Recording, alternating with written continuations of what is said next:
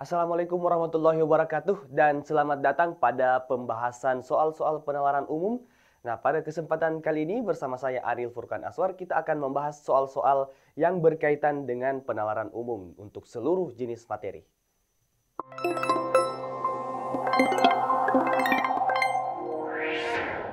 Sekarang kita akan masuk ke soal yang ketiga.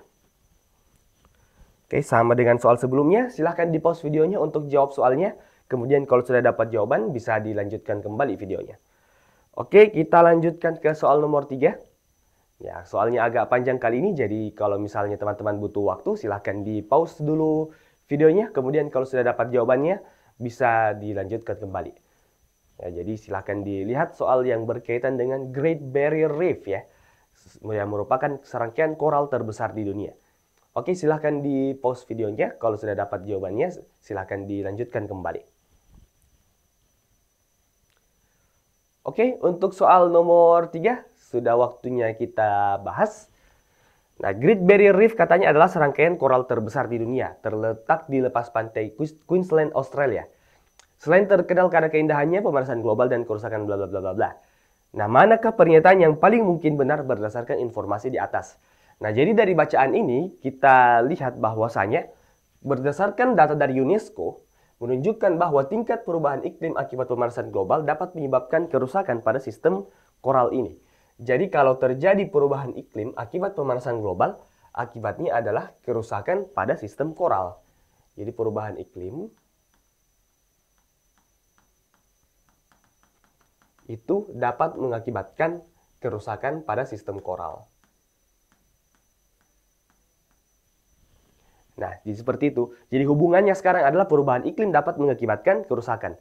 Jadi kita lihat untuk masing-masing opsi. Kita lihat opsi yang A, Great Barrier Reef akan selalu mengalami kerusakan dan dapat memperbaiki sistemnya sendiri. Tidak dijelaskan apakah dapat memperbaiki sistemnya sendiri. Yang kita ketahui adalah akan mengalami kerusakan akibat adanya tingkat perubahan iklim ya.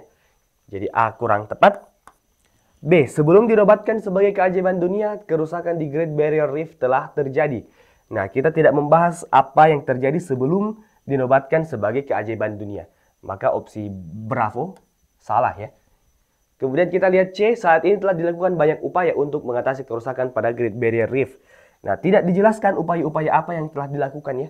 Kita tidak membahas tentang upaya apa yang dilakukan untuk memperbaiki Great Barrier Reef tersebut.